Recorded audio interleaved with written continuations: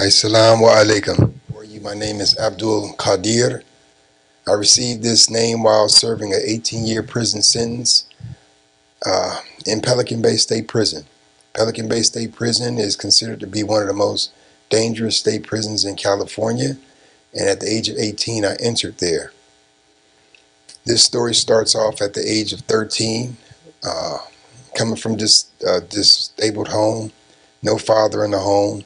My mother struggling to do the best she could, but got caught up in the drug epidemic that was sweeping through Los Angeles, California in the 1980s, and she became a victim of that. As a result of that, me and my eldest brother had to fend for ourselves and defend our streets and what we believe was our street family, which became our gangs. I got heavily involved in gangs at the age of 13 and quickly began to incorporate that as my deen, as my life. It's still a part of my life. It's still a struggle in my life. However, while serving this 18-year sentence, which again I want to say started at the age of 13 years old, coming out of the house looking for food, looking for clothes, shoes that fit my feet, started me off stealing, started me off robbing, started me off doing anything I could to satisfy what I believe was needs that I had in my life. Shortly thereafter, at the age of 13, me and a friend of mine decided to rob a supermarket. And in the opportunity to do this, we were in there brandishing our weapons. I had a bat, he had a gun, and there was an undercover officer inside of the place. So in this exchange, the undercover officer revealed himself, yelled out a few instructions that we didn't hear because we were heavily intoxicated. And in that missed opportunity, the officer shot me. He shot me in what they call the lower left mandible or the jaw. It took out my teeth and lodged itself in the back of my throat. Subsequently with that, my friend was killed by the officer as well. So they put me in jail for murder-robbery. They convicted me of the murder of my friend and the robbery that we was committing together. This then started me off on a prison stay, a long prison stay that extended a little beyond 18 years. And I was very upset and discontent with it.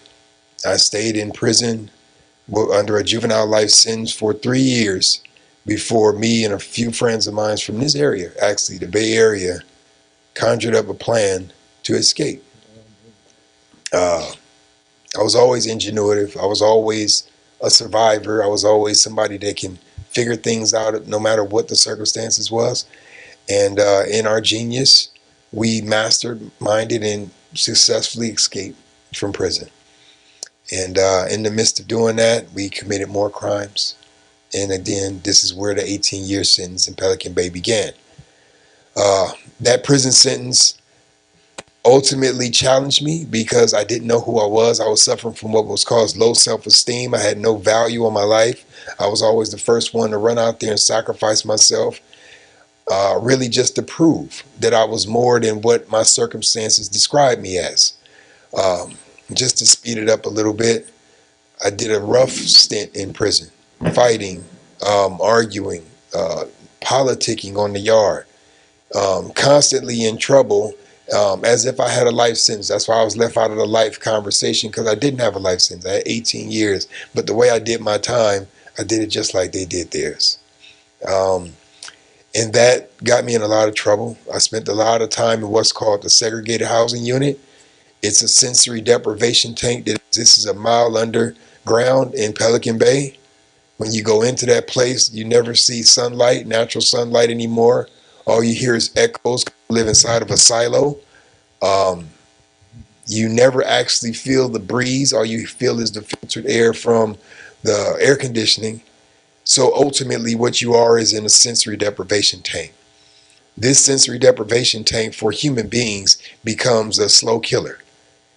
And that ultimately is where I had to stop and look at who I am and what I'm doing. There's a dark mirror in prison, and it exists not on the walls, it exists within yourself. And when I seen myself in this low state in Pelican Bay State Prison, I knew that I had some issues. I knew that I had problems. I just didn't know how to solve them. And there was no solution for me. I had no idea what Islam was, uh, outside of movies like Malcolm X and stuff like that. My family related to Christianity, although we didn't practice it. Um, Speeding the story up just a bit, I'm in prison, and now I moved out of the segregated housing unit angry because I knew a part of me was suffering, but I didn't know how to answer it. Ultimately, they transferred me down to Calipatria State Prison, which was it was a prison down in Southern California, one of the hottest prisons in Southern California. And with that heat came a lot of energy. It was what called the gang headquarters. So all the gangs converged at this one particular place, and it was a very violent and dangerous place. In this state, I had to become my worst self, which is I had to match the energy that was in that environment. Being a skinny guy, I was always familiar with weaponry and all these other different ways to defend myself. And not bragging, but I never lost a fight in there. And this state of just trying to exist without addressing my humanity ultimately led me to a breakdown. A breakdown in the worst way in front of the whole yard. I was up playing basketball, and the chaplain at the time was calling me over the intercom to come to the chapel and hear the news that he had. The news that he had was that my grandmother, my only active family member at the time, was she had passed away. And I knew that that was the case. I just wasn't ready to address the issue. So he comes out to the yard in his fine regalia, and he just stands there by the basketball court waiting for me to acknowledge him. And finally, out of frustration, I tell the guys, give me a break, give me a timeout. And I go speak to the chaplain. He says, hey, man, I'm sorry for interrupting you, having to address you on the yard, but your grandmother passed away. So I slap him on the shoulder. Oh, it's all right, chap. And run back out to the basketball court. So now I'm trying to play ball with the other friends of mine. And mind you, I'm the gang leader on the yard at the time. They heard the news, and I was still trying to play the game out. And they're trying to like, hey, man, just take a pause. Like, you don't want to sit down for a minute and digest this? So I'm like, no, man, let's just keep playing. Because, we're trained not to address our emotions. We're trained not to cry. And I was trying at that point to hold on to whatever sense of being hard I had. And I felt it waning. So I pressed the game to just continue forward until finally me and my friends, people that I had authority over, were out there fighting. They're not necessarily fighting me. They're trying to stop me. But all I see is enemy. All I see is pain and hurt. And I knew at that moment, not at that moment, but I knew then that I was having a breakdown. A breakdown is real. When your nervous system overloads you, when your mind has pressed itself to the ends of delusions and confusions and trying to distract itself from what is, that was the breaking moment for me. And when I broke, I fought the police. I fought the guys on the yard until finally they corralled me and had to literally carry me off the yard at about eight officers. This episode led me to another dark tunnel in my life, wherein I went into the mental health situation. In prison, mental health is not a safe place. You're dealing with criminals with mental health conditions with free reign to do whatever they want because they have no cognitive skills. In this environment, I began to understand that I do have issues, but it's not that bad. It's not really that bad, but in the instance, I began to be real. I wasn't lying to the psychologist. I wasn't trying to get medication. I wasn't manipulating the system. I was being honest. Hey, this is who I am, and this is what I've been going through. And if you have help for me, then help me. And a few doctors believed me. It was one doctor in particular, Dr. Aspinall, who took me serious. She never used to look up from her paper when she talked to me. But when I expressed to her who I was and what I was going through, she finally looked up at me. And she said, nobody comes in here and is honest. Nobody comes in here seeking help. They're coming in here trying to get medication. They're trying to get a little manipulation going. And she took me serious. And in that moment, I became Dr. Aspinall's partner. We wrote a book in there, and we began to teach classes together in there. She taught me how to read and write articulately. And finally, I'm still in what they call the Ad Sig at the time. A brother dropped off a bunch of religious books, and one of them was the Quran. Along with this Quran was a few other little pamphlets that they had slid under the door. Some of these pamphlets had come way from Africa. And I got these pamphlets, and I was just so amazed. I said, man, somebody done took the Bible and rewrote it and put it in this book. That was my mind when I first read the Quran. So I thought it was really neat the way the stories were unfolding, but I just couldn't understand all these characters and letters. But in the solitude of Asig, the Quran has a voice that can be spoken when you listen. So I began to just write out Al-Fatiha in Arabic. I ended up writing all the way up to maybe Surah 18, all over the walls, right? And when I left, I knew how to read and write Arabic.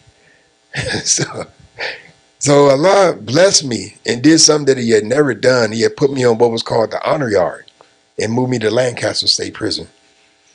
And that was when the transition to Islam began. I came looking for somebody that I heard who was a sheikh on the yard. And when he speaks, he rolls his eyes in the back of his head. I said, man, I want to meet that dude. I want to know what is he looking at when he goes into this head. And believe it or not, it was this brother right here. It was this brother right here. He may still do it. I catch him every now and then when he's in deep thought, rolling his eyes in the back of his head. But his name was Qadir. And they said that this brother would be able to decode some of the things that I had scribbled on pamphlets and papers and things. And I literally had scrolls that I had rolled up and taped down with Apple stickers, those stickers off the Apple. So I had a bunch of scrolls, and I said, man, if this brother can understand this, then maybe this religion might have some teeth. It might be real. So it took a couple of days because this brother was in a building wherein they was running a dog program. It was a rehabilitative program wherein they was introducing something, and this brother was instrumental in that program, introducing it to that prison. Long story short, it took about 3 or 4 days to get the brother out.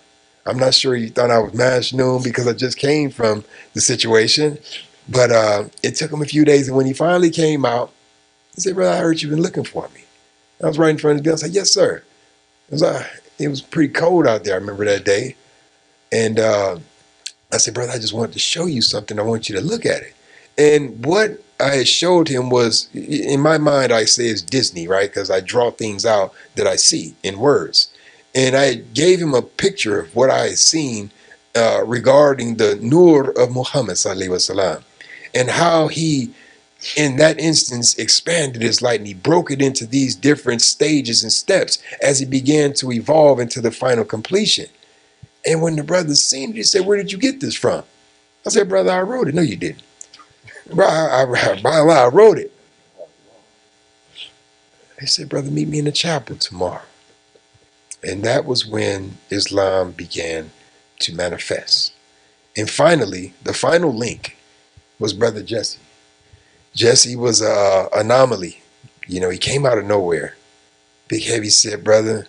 He comes in there and he has this methodology that he wants to introduce to us.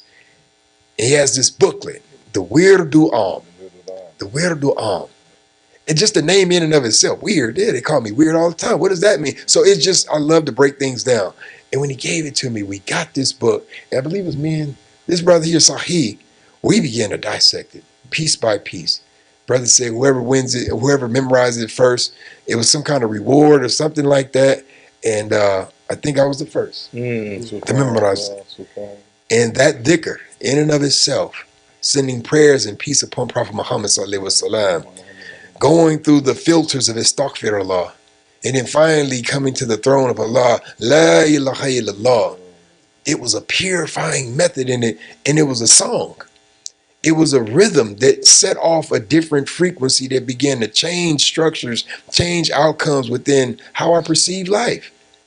And these are things that was happening instantaneously. It didn't need an argument. It didn't need conviction. It was real. And in that sense, Islam now has become a real thing in my life. Today, I'm currently working after 6 years of being free from incarceration as a community intervention worker. I work within the West Angeles area of Los Angeles, California. We work with some of the hardest hit areas amongst some of the hardest to deal with individuals. These are gang members, Crips, Bloods, and what have you. And we've been dealing with them intently, resourcing them, getting them to educational programs with these youngsters. We're running gardening, we're running art, music, physical education. We have created the reality in which we dreamed of inside that prison. And the miracle continues as I'm sitting before you all. And this is where the journey continues. And I just thank you all. My name is Abdul Qadir. This is a journey that needs all support, even if it's just a rub on the back, or as this man gave me a hug on the yard and let me know that love was real. Assalamu alaikum.